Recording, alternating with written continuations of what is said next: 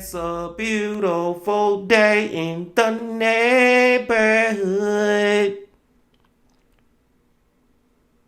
Reaction Video 337. Day in the neighborhood. My brothers and sisters. Man, y'all, I've been excited to get into this video ever since Saturday when he first dropped it. He first published it on Saturday. It popped up on my YouTube recommended, and I was like, oh yeah, I can't wait to me and my brothers and sisters get into this one. Because he ain't put out a video in a while, y'all. It's most definitely time to go back to his channel. And the man that I'm talking about is Jose Ortiz from Evil Intentions. Back to Evil Intentions, y'all. Hope y'all doing excellent out there today. And I'm glad that you came on back to the channel once again to fuck with the ping. Now, the title of the video, watched and heard thousands perish around her. The Waving Woman. The story of Edna Centrum. Now, just from looking at Jose thumbnail, just from looking at this thumbnail, y'all, I know this is a story about 9/11, man. And that right there is just enough to know that this is gonna be a real emotional video, man. It's gonna be real emotional, and we know Jose gonna do a great job telling this story of Edna. But before we hear that story, my brothers and sisters, y'all know what y'all got to do. Get whatever you might need. Get what you need. We back to Jose Ortiz, my brothers and sisters. Y'all got what y'all need? Y'all ready to go? Then let's fucking go. This year marked 22 years since one of the darkest days in our history, a day that would change our city and the rest of the world forever. Every year around this time, we honor all the lives lost and give thanks to the men and women who risked their lives during rescue efforts. By now, we've all heard the horrifying stories told by survivors, and over the years, many pieces of footage has made its way onto the internet, all showing the destruction that took place in the financial district that Tuesday morning, and every last bit of it shows the horror happening right before our eyes. Many of the videos unfortunately show the last moments of individuals and everything that took place following the attacks. Now I have to take the opportunity to give a huge thanks to anyone and everyone who was down there recording that day. Anyone who was down there taking footage definitely risked their safety, and the truth is that without that footage, we might have a lot of unanswered questions. And I feel like not many people take into account how hard it must have been for these people to stand there and let the cameras roll while all of this was happening around them. They captured history as it unfolded, a dark history, but still very important not to let anybody forget about what happened that day. I also want to take a moment to say rest in peace to the two individuals we'll be discussing today, Edna Centrone and William Centrone. Through my research, I was able to find out that William Centrone passed away in 2021. My heart truly goes out to his family and his friends, and anyone else who endured the struggles that came after tragedy struck. Now I always come on here and I give a warning, but I always have to make sure that people do take them seriously. When it comes to this video, I have to warn that while we're discussing some of the happier, simpler times, this video both shows and discusses details that will be very hard to make it through. I just ask that you please go in with caution, so before jumping in, viewer discretion is heavily advised. And I just want to say before we get into it, y'all, rest in peace to all those victims that we lost that day, man, in them Twin Towers, y'all. Like, just R.I.P., man, and I'm exactly what Jose was saying, man. I'm glad that we still got this footage, man. You know what I'm saying? Because you never want to actually forget. You still want to honor these people. You know what I'm saying? Like, you never, it's a piece of our history. Even though it's horrible history, it's still a piece of our history, man. And without that footage, we would never be watching this video from Jose Ortiz. For real. Y'all get what I'm saying, man? So all those people who captured that footage, man, salute to y'all. But most importantly, rest in peace to all those souls that we lost that day. And let's go.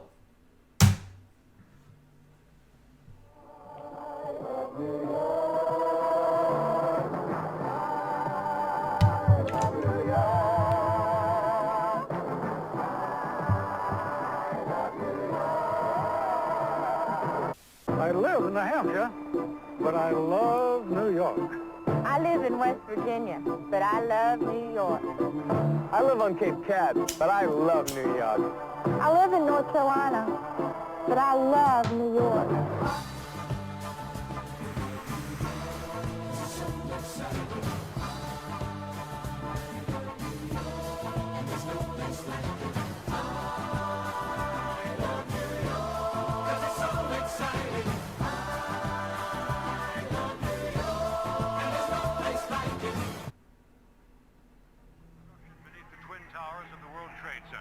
A massive underground explosion kills at least 7 people, injures 600 more, and demolishes a crowded path train station.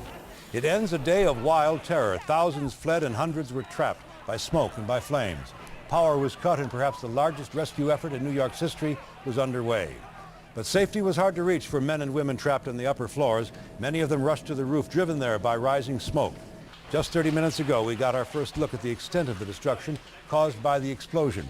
As you can see, the force of the explosion was devastating, destroying everything nearby, leaving rubble where there had been walls. The lights came back on gradually through the night, as if the giant towers were waking slowly from their worst nightmare. For those stuck way upstairs, sorting it out was secondary to getting out. And the first time that it got bombed was crazy. I was a little baby when it happened, but still, man, I didn't look that up. And that was terrible enough. And to think that, like 7, 8 years later, it's gonna get worse. It's just horrible to even think about.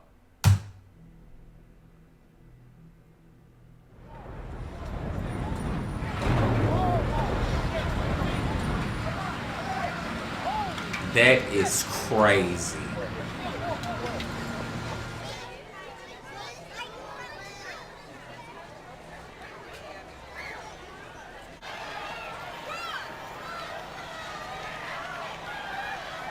Look at the hole. Holy shit. It was a plane? It was definitely a plane? They said a 737 plane.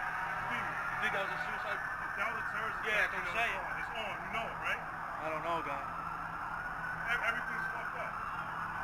And the thing that's so sad about just looking at that, y'all, is you know that a lot of people lost their lives right then and there. I'm talking about before the damn towers even collapsed. Just when that plane hit, that fire that's going on, we know a lot of people are literally dying.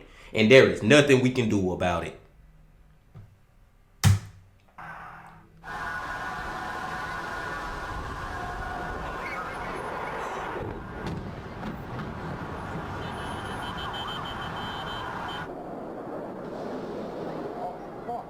Holy shit.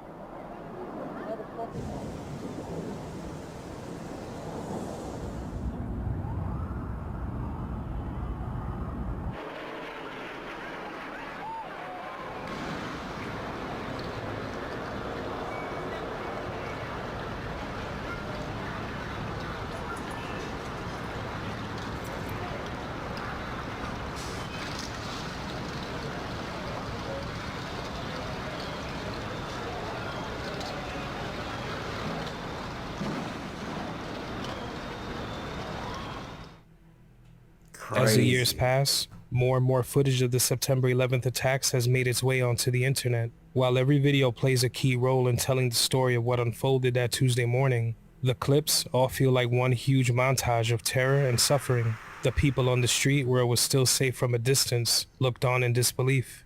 The people right at Ground Zero, shocked to find the chaos above, as debris, fire, and concrete came crashing toward them. Those still inside, trying their best to see through the darkness, fighting for air, and trying to make sense of what caused all this destruction. Some would make it out alive, but others couldn't be saved. The footage taken that day tells the story of the day the world changed. We witnessed the final moments of thousands, and sometimes it feels like this only hit a lot of us when we got older. Being downtown just a few minutes from the disaster myself on that very morning, it was hard to accept that so many lives had perished that way.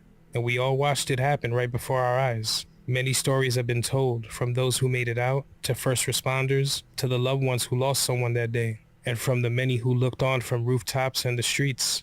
But the ones who never made it out alive, they had their own stories, a point of view from inside Ground Zero they'd never get a chance to share. with only parts of their horrifying stories captured on video. We're here to take a close at one of those stories in particular, captured on footage that shows the last moments of an individual and what must have felt to them like the end of the world. And I was just finna speak on that, y'all. Seeing the footage of all them people hanging out the window trying to just flag people down, like they begging for us to come save them, and none of us can really come save them. And just them knowing that those are their final moments, man.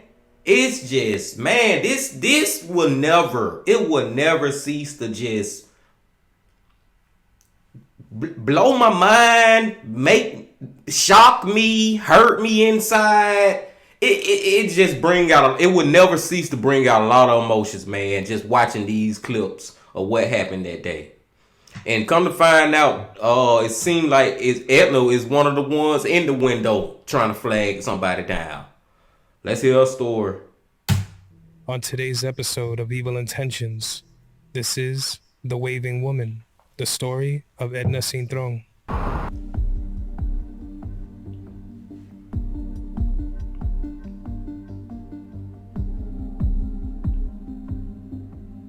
Get whatever you may need.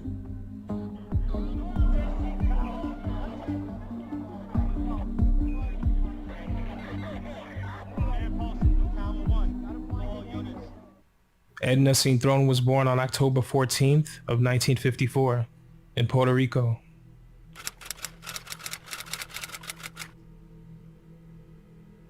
Edna was just 46 years old and a resident of East Elmhurst, Queens, where she resided with her husband William for about 9 years. According to reports, Edna came to New York City when she was about 5 years old, making the shift to the Big Apple with her mother around 1960, coming from Puerto Rico during the Great Migration, which we've discussed here before. Edna and her mother weren't alone in the big city. Edna had family who lived in the Lower East Side, on Delancey Street. After adjusting to life in the big city, Edna started to attend school. When Edna was young, her and her mother didn't have much money, but they always made things work. Edna's mother worked as a clerical worker for the Board of Education in New York City. During her time there, she'd always remember to bring 2 boiled eggs with her for lunch, so she didn't have to waste money on food, since things were tight. She would give Edna a small allowance per week for school. She always made sure to take care of Edna and her siblings. Later on in her young adult life, Edna would make her way through the 11th grade, but she didn't graduate high school. Regardless of this, she was still driven, and it came natural to her because she was so focused. Edna was described by her loved ones as a sweet and caring woman, someone full of love with an unforgettable smile. Throughout Edna's life, there were some rough patches. She didn't speak much about her childhood because she'd been through a lot in her life. But when she met her husband William, they had a strong connection and found that they could help one another through the hard times. The couple met in 1987 when William went to visit his brother at his brother's girlfriend's house in Upper Manhattan. He saw Edna sitting at the table talking with a friend, and he was immediately taken by her beauty. She was a stunning woman, and William found himself asking his brother about her, wanting to meet her. Within a few minutes, William was sitting down with her to talk. Upon his first time ever meeting Edna, he knew she was beautiful and intelligent, and he knew he wanted to be with her. At the time, William lived in Brooklyn, while Edna lived uptown in Manhattan, but he had no problems taking the journey to go spend quality time with her. He would often pick her up and bring her to her job in Midtown, where she worked early on. It would be only 2 months before William and Edna were officially a couple and moving into a Brooklyn apartment together. And just 2 years after that, the couple would get married, entirely committed to one another. By the year 2001, Edna and William were already married for 12 years. The couple had grown used to their life together, a life they worked extremely hard for. In the past, William had struggles with alcoholism, but Edna was there for him every step of the way, making sure he didn't miss any meetings and always encouraging him, making sure William was doing exactly what he should be, and if he wasn't, Edna would put her foot down and made sure that he fixed it. She cared and always showed how much she loved her family, but she was no pushover. She had a strong and very loving personality. By January of 2001, William had celebrated 12 years of no drinking, and the couple couldn't be more proud. They were also proud of the fact that they started from the bottom and worked their way up to success, creating a life together and even opening a business together. The couple ran a flower shop in El Barrio by the name of Sweet Williams Flowers. Residents in the neighborhood recalled stopping in at the location often, Edna could be found there setting up carnations and always delivering a pleasant smile to anyone who entered. If for some reason someone saw flowers they liked but had no money to buy them, Edna didn't mind giving the flowers away. The store was more than income for William and Edna. It was their passion. Friends recalled sharing birthday celebrations with Edna and how her husband William was always thoughtful and would make the ladies a beautiful bouquet for their big days. Edna had her heart in whatever she did. She was also described by loved ones as loving, kind, and with a heart of gold, known for her curly hair and green eyes. She had a big sense of humor, and she had somewhat of a fascination with angels and loved having images of them surround her, whether it was in pictures, paintings, or porcelain figurines. She was always a down-to-earth woman, someone who loved dressing her best if the occasion called for it. She would don fancy threads and apply her red lipstick to match. She would also wear one of her favorite perfumes, White Diamonds. Anyone who knew Edna had nothing but kind things to say about her. The connection between William and Edna was very strong. Having been raised in similar households, both from Puerto Rican backgrounds, they had a bond. Through the thick and thin, William and Edna were always there for one another. They often enjoyed taking trips and getting out of New York City, enjoying the peaceful settings of Bear Mountain upstate. While there, they'd have barbecues with friends and family, enjoying each other's company. Nothing meant more to Edna and William than family. If it wasn't upstate, the couple enjoyed trips to Mexico, Jamaica, and Bermuda. If they kept it local, Edna loved going to Atlantic City to enjoy time at the casino. They'd play a little, eat at the buffets. They always made the best of their time away. They had a routine that they had grown into together. In the year 2000, Edna started working at Marsh & McLennan, an international risk management firm with offices at the World Trade Center, while William was working as a doorman in Manhattan's Upper East Side. Edna made many friends during her time at Marsh & McLennan. She was a billing administrator's assistant. The job was busy and fast-paced, but Edna always kept up and loved working there. Her and her friends from work would go out to lunch to eat and go shopping if there was time. They would head to Fulton Street, not too far from work, an area filled with places to shop and eat. Her time with co-workers was something she appreciated. She was kind, helpful, and caring to those she worked with, leaving nothing but positive impressions on those she crossed paths with. For William, after work, he would take the trip to their flower shop in Spanish Harlem, where he would work until around 8 p.m. Edna would always head home after getting out of her job in the afternoon, and she would start tidying up around the home, followed by cooking a meal, because she wanted to make sure William could eat as soon as he got home between 8 and 9 each night. It wasn't something he expected her to do. It was just something she loved doing for him. Once the couple were done eating dinner, that's when Edna would settle down and find the time to unwind. The couple was married for 12 years and together for 14 years. If they weren't working, Edna and William were always spending quality time with one another, a connection between the two that was strong since the very beginning. William was quoted as saying, 14 years with her. That was my life, my world. I knew when I went home I was in the best of hands, loved and cared for. It was all part of that routine I mentioned earlier, and also part of that routine was the couple happily laying back, watching TV, and eating ice cream together. The simple things. Another day in the books. The both of them thankful for one another. The fall of 2001. Excuse me, y'all. Edna and William, man, sound like a great couple, don't it? Like, it sound like they, you know, all couples gonna go through their hardships and have their disagreements and arguments, you know what I'm saying? But just the fact that they was married for 12 years, it ain't a lot of people out here that can say they married for 12 plus years, man. So whatever difficulties they were having in life, they was conquering them together. They were together through all of it. They had a nice business going on. Edna doing good in her job field, you know what I'm saying? Everything going so good. And it just so... It be so shocking because you think that them good things gonna last forever, and then something like this tragedy happened and all that just gone. You know what I'm saying? It just make you realize how life can just change in the blink of a second. Cause I'm pretty sure they thought they was gonna be married for another 30, 40, 50 years or however long and retire and, you know, and head off into the sunset together. And the sunset came way faster than they anticipated. But that's life. That's freaking life. One would have marked the 12-year wedding anniversary for Edna and William, but they would never have a chance to celebrate because on that Tuesday morning, an unexpected and tragic turn of events would change our city and the world forever, and Edna was literally in the middle of all the chaos. The weather that Tuesday morning was nothing but clear skies. It was warm and beautiful. The school year had just started, and the city was as busy as it was any other day in the Big Apple. Marcia McLennan had offices from the 93rd floor to the 100th floor of the North Tower. 840 employees were set to work across those floors. Another 934 people worked for the company in the offices they held in the South Tower. Edna worked on the 97th floor of the North Tower.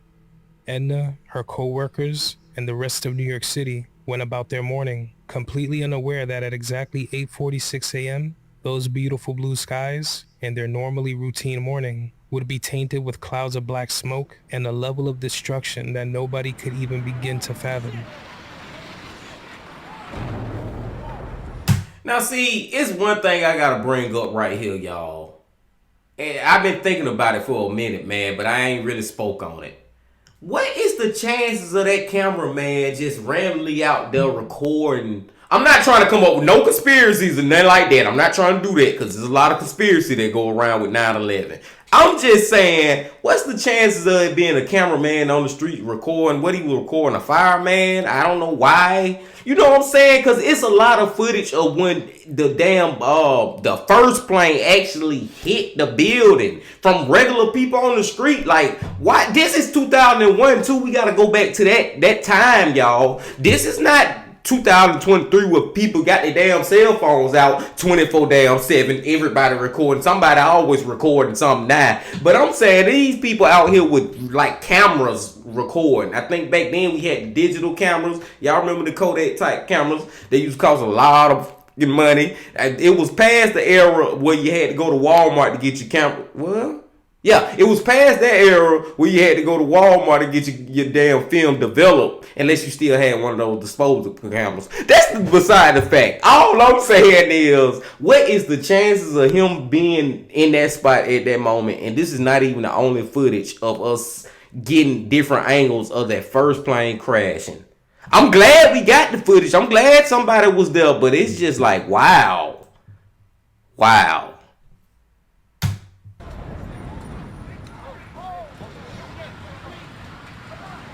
And that's just crazy right there.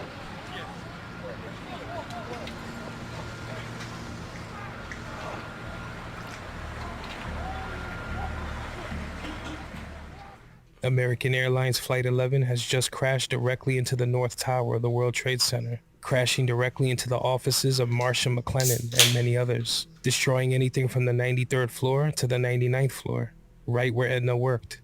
The people walking the halls, the people in the elevators, eating breakfast at their desks would be instantly blasted from their positions, most of their lives ending instantly from the plane that just went through the tower, taking anything and everyone in its path with it. What was once a calm and busy work area had instantly turned into nothing short of a nightmare. The impact zone was a giant crater in the middle of the North Tower, showing the sheer chaos that had been created.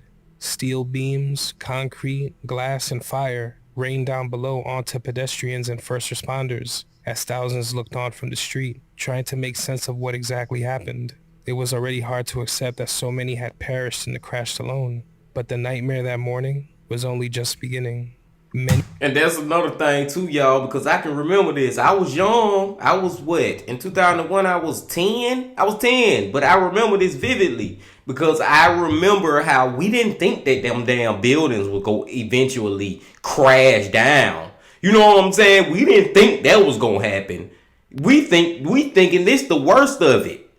But we thinking that everybody, we gonna save a lot of lives. But when that first building went down, oh my God, it went from on a 10 to on a extra 10 or something. You know what I'm saying? It was just that more like just crazy when we seen that first tower actually go down.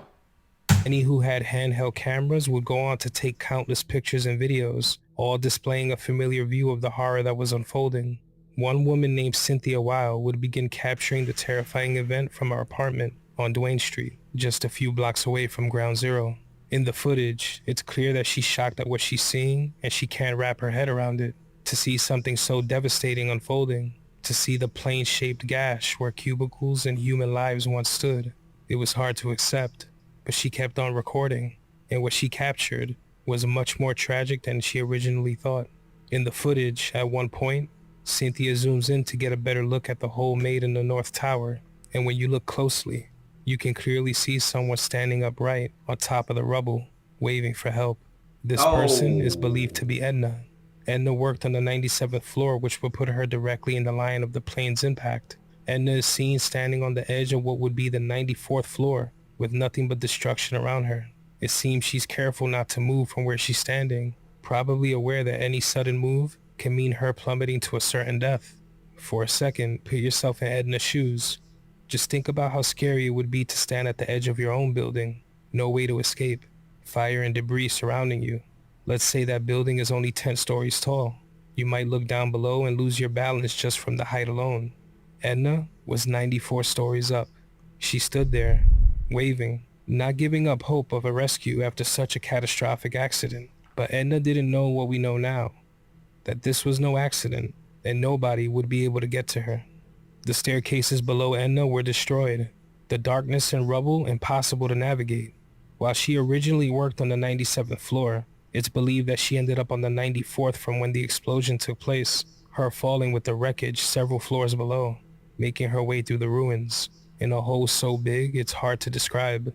The earliest we see Edna in this footage is around 8:50 a.m., just 4 minutes after the plane crashed into the tower. This means Edna was either knocked out from the blast and woke up 4 minutes later, confused and trying to save her own life, or she was awake throughout the entire start of the attack. It's hard to imagine what she was thinking or feeling while all of this was taking place, looking out of that impact zone, seeing the rest of the city skyline in a way she'd never seen it before, with thousands staring up at the devastation from below, watching their movements, hearing the sirens, the cries for help from the inside, and cries and screams of disbelief echoing from onlookers. In this moment, Edna was trying her best to get someone's attention, anyone. So she kept waving, unaware of the horrors that continued to unfold around her. When Edna is waving, to the left of the tower, you can see someone standing in the window, contemplating what to do next. The heat, fire, and jet fuel that poured into the building would push many to make an impossible decision, to leave everything and everyone they've ever known behind, with no chance to say goodbye, or to suffer in the towers and meet a similar fate. The person was forced to jump, falling more than 90 stories to the pavement below. A few seconds after, another person jumps, and a few seconds later, a third person makes the impossible decision. Many hung on for as long as they could, spending their last moments on this earth fighting for air and fighting the deadly heat, doing anything they could to escape. Others slipped and fell, taking about 10 seconds to hit the ground below. Firefighters inside of the towers in the lobby could hear and see the bodies as they hit the ground, and if they couldn't see them, they knew exactly what the sounds were. Some even described moments where they made eye contact with the fallen, remembering the looks on their faces right before they landed, a sound and sight that they would never forget. While Edna still held out hope, others didn't see any other way. Above Edna, what looks like a man could be seen crawling his way out of the wreckage, making his way to 2 pillars where he stays. He also waves in hopes of alerting someone, but a short time later, the man is gone. It's unknown if he slipped, jumped, or fell back into the hole in the tower. Above the impact zone, many would hang out of the windows, hugging the side of the tower while thick smoke poured out, showing just how fast the fire inside was spreading, with no possibility of putting it out. Some waved shirts, tablecloths, and waved their hands. Those taking pictures and videos as events unfolded had no choice but to watch as the minutes slowly passed, and the situation was quickly becoming worse. As new Man, god damn, y'all, man. My body is like freaking numb. And I have seen these videos before, but it's just so freaking just crazy to see them people jump out them damn windows, man. That shit right there just hit you different, dude. And I ain't gonna say they really, well, pretty much don't have no choice. It's either you jump out this window to your demise, or you stay here and you still die. That's the choice that they was left with. You know what I'm saying? So I don't blame them at all. I just feel bad for them, man. That shit right there hurt, man. And I like me trying to think about putting myself in their shoes. I just feel this emptiness inside, like this just numbness when I think about if that was me left with that freaking choice. You know what I'm saying? Like, oh my God. Rest in peace, y'all. Rest in peace. News broadcasts became aware of what was going on. Every news channel in the world would show the same image, the North Tower up in flames, not knowing or truly understanding the level of suffering taking place as the camera rolled. Throughout it all, Edna held on, hoping help would come. But at 9:03 a.m., that hope would only turn into more terror for Edna, because as she stood on the 94th floor, waving, another plane would crash into the South Tower, right behind her. She couldn't see what was going on, but she could certainly hear and feel it. From others who survived, it was said that if you were in the North Tower when the South Tower was hit, you felt the earth below you shake with an incredible force. And this was when everybody realized, okay, this was not an accident. This just, you know what I'm saying? This was purposely done by some group or somebody, you know what I'm saying? This when we realized, okay, the United States may be under attack. This is a terrorist attack. Ain't no way in the hell both of the buildings right side each other get hit by planes just randomly. You know what I'm saying? This when we realize, okay, something serious is going on here. No doubt what Edna felt as she stood there holding on, with nothing protecting her from stumbling out of the building. She could see part of the huge fireball that was created when the plane hit. She could see the paper flying through the sky. She could hear the screams from the street as thousands watched and ran for their lives. It was now clear that whatever was happening, whatever this was that she found herself in the middle of, it couldn't be accidental, and things had only gotten worse. While it was believed for some time that Edna jumped from the tower, this is not true, because you can still see Edna after the second plane hit, but this time, she wasn't waving. She was holding on. While the rest of the world now knew that what we were witnessing was a terrorist attack, those inside of the towers who survived the initial impact had no idea what happened. Their only focus was surviving. But as the rubble continued to fall and the fire raged on, there was no way to help them. People who were working at their desks less than 20 minutes ago were now more than 1,000 feet in the air, clinging to life. More and more bodies would come falling from the towers. It was said that over 200 people jumped or fell to their deaths on September 11th, with most victims coming from the North Tower and only 3 jumping from the South. While Edna stood in the middle of that hole, first responders risked their lives going into the towers trying to help. A lot of them knowing that this wasn't like any other situation they'd been in. This was different. When it came to this, they may never make it out alive. While time was probably moving faster than ever for first responders who tried so hard to help, Edna spent her time above, still waiting, still hoping. As if things weren't already as dark and terrifying as possible, at 9:59 a.m., the South Tower, which had been hit last, would come crashing down to the streets below. Tons and tons of glass, concrete, fire, and the people who once stood inside the tower raining on top of everyone. And Edna felt it all. She could see the large cloud of smoke that covered lower Manhattan after the South Tower collapsed. We know this because she's seen here, after the tower fell, still holding on to the concrete wall she stood by for more than an hour. Rescue efforts continued, but the situation had quickly evolved into something much worse, something nobody in the city was ever truly prepared for. They tried and they tried, but helping more people just wasn't possible. And first responders now knew that the North Tower might come down just like the South Tower did. Edna's courageous fight for her life would end at 10:28 a.m. when the North Tower would suffer the same fate as the South Tower, collapsing after burning for more than an hour and 42 minutes.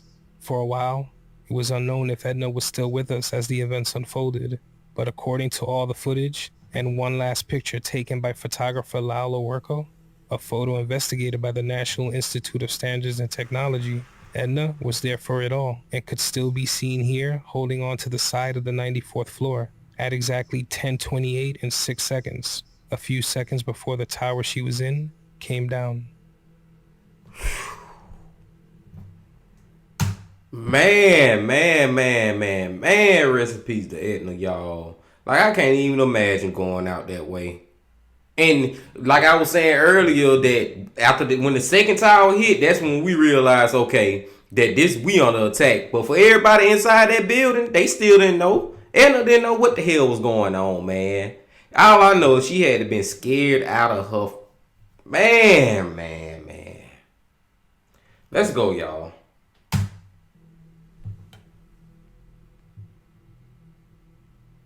By this point, the entire city and world knew of the chaos taking place in New York City. Like thousands of others, William, still dressed in his doorman uniform, made his way down to the area immediately, knowing his beloved Edna was in the North Tower. The place was a war zone, but due to him being mistaken for a member of service or officer because of his doorman uniform, William was able to make his way into the area after the towers had already fallen. He would watch and assist for hours as firefighters pulled the lifeless bodies from under the rubble. But Edna's body wasn't one of them. And so began William's quest to find Edna, hoping she was still alive and just missing, maybe injured. Maybe she made it out. He knew the chances were slim, but he kept looking. Many days following the attacks, William would find himself calling Edna's phone just to hear her voice.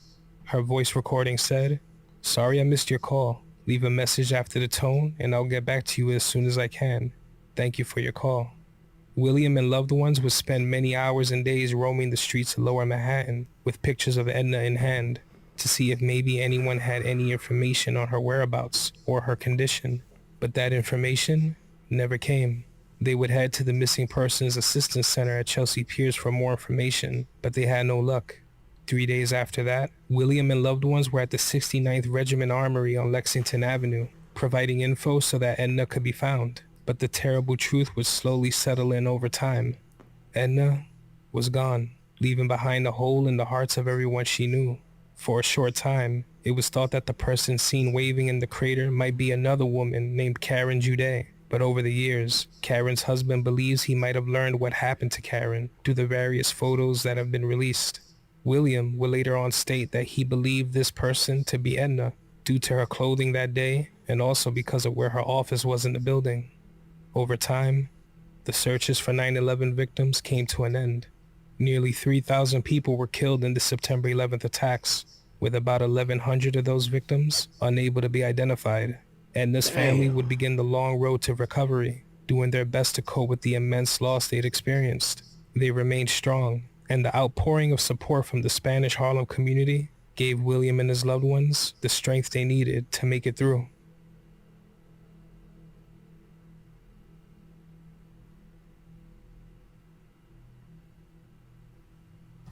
Diane, that doorman spent 10 hours at Ground Zero with rescue workers on September 11th looking for his wife. They never found her. Tonight, her family and friends are inside this funeral home celebrating her life. Earlier today, her neighbors here in East Harlem held these flowers and flags for an outdoor celebration.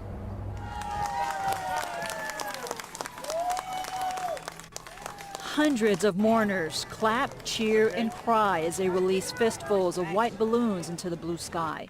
The crowds stretch for blocks along 116th Street in East Harlem. They're holding long-stem red roses and miniature American flags in honor of Edna Cinturon. I lost my wife.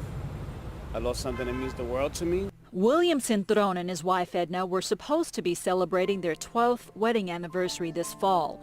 But instead of a romantic evening together, Cinturon's coping with a broken heart. He says talking about his wife helps. He describes Edna as a down-to-earth kind of girl. She loved getting dressed up for special occasions, fancy dresses, and red lipstick. She would go to work, come out of work, she would go shopping, come home, cook without even taking off her clothes, just to feed me when I get home by 8:30.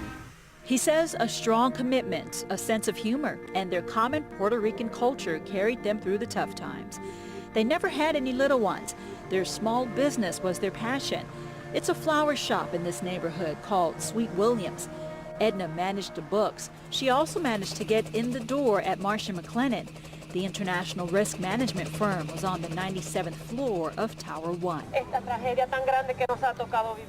In Spanish, Millie Lopez says it's an enormous tragedy to live through. People take turns sharing thoughts, poems, and prayers dedicated to William's wife, Edna. He releases white pigeons to carry the messages into the heavens. That was my better half.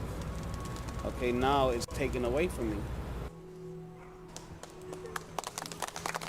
Many people here say they'll miss their friendly florist. Steve Perner has known the couple since childhood. Sometimes she won't even charge you for the flowers. She'll bless you with the flowers sometimes. Janet Hernandez grew up with Cintron. And I'm always going to remember her by her smile and her warmness, and she had a heart of gold. Edna's husband William's heart doesn't rest easy when he thinks about how his wife died. He believes a clear evacuation order could have saved their lives. September 11th was the day the world changed. For most of us on the ground and at home, it was the most tragic event one could ever experience. But for those inside of the towers, even for some who made it out alive, for a moment, being inside those towers felt like the end of the world. A moment where many of us learned what evil truly was, witnessing the immense human suffering that took place right before our eyes. For those in the tower, nobody could ever imagine what those final moments were like. The world around you crumbling, death and destruction surrounding you, a sense of impending doom as all hope is lost. Edna's story is one of many from September 11th. Many of those stories sticking with us, imprinted in our minds, probably for as long as we live. But for these families, it's a loss so heavy that it begins to take form and changes every last thing about life as they know it. The victims of 9/11 left this earth without warning. They had no choice but to face those horrors. They fought for the chance to live, each and every one of them. Even if the person seen waving on the 94th floor wasn't Edna Cintron, her fight for life seen in videos and images remains the same. She wanted to stay, and she held out hope until the very end. She isn't just a waving woman. She had a life, loved ones she adored, and she was meant to live out the rest of her days with those she loved. She isn't a random name used to fuel conspiracy theories across the internet. She was a person, and when she was taken, the pain it left was very, very real. If you ever find yourself near the 9/11 memorial, take just a moment to remember all the lives lost and what they experienced that morning.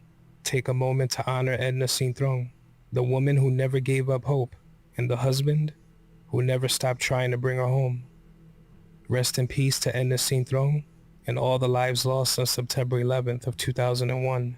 And my deepest condolences go out to their loved ones. You aren't forgotten. Will never be forgotten, y'all. Will never be forgotten, man. Like I said, this is in my lifetime, this is the worst period in my lifetime in U.S. history. For real, man. Like, this was just, oh my God, man. So many people, man. So many people who just lost their life on that day. And then you got to think about all the different families that was affected by this. And then not only that, a lot of these family members, they never even got to at least put their family member, the victim, you know what I'm saying, they body to rest. You know what I'm saying? They never even got to recover the bodies. It's like they just was gone. Just gone. You know what I'm saying? Just disappeared. And never even got to at least say their condolences to them and, you know, have a funeral service. Y'all know what I'm saying, man. But not only that, it's just looking at all that footage, man, and just realizing as we looking at it that these people are literally dying. Them fires, we know that a lot of people was burning in them fires. You know what I'm saying? Was dead on impact from the planes when the damn towers went down. We know as the tower go down, floors and floors and floors, we know more and more people just literally dying, man. And like I said, y'all, I was 10 years old, but I can remember this so much. And one reason, real quick, to tell you a quick story why I can remember it. Two reasons. Number one, because my mama came and checked me out from school that day. A lot of parents had started coming checking their kids out. That's when I knew something was going on strange. And then when I get home and I'm trying to watch me some Cartoon Network or go to Nickelodeon, they got it on 9/11. They got it on CNN. Like all the cable TV back then had 9/11 coverage. Everybody was talking about it. And that's when I'm realizing, okay, this is real. Then even as at 10 years old, I'm starting to realize that these people are dying. Like, these people stuck in this building. Like, this building just went down. Like, even at that age, I'm like, OMG. And still, what, how many years later? How many other years it is now, my brothers and sisters? I don't feel like doing no math right now because my head is blown, y'all. My head is blown, man. This will forever be tragic. But like I said, I'm glad that we can, you know, still go back and honor these people and remember them, man. Remember them. Remember Edna and all the other people who lost their lives on this day. And I digress. I'm gonna let y'all go now. Before y'all leave, make sure y'all hit that like button, comment, subscribe, and do all that. And come on back tomorrow, because tomorrow's Tuesday, and you know we going to who? Mike from that chapter. That chapter Tuesday tomorrow, my brothers and sisters. And until then, you know I also got to say this. Love, peace, and happiness. Stay safe. Don't stop. Keep going. Yeah.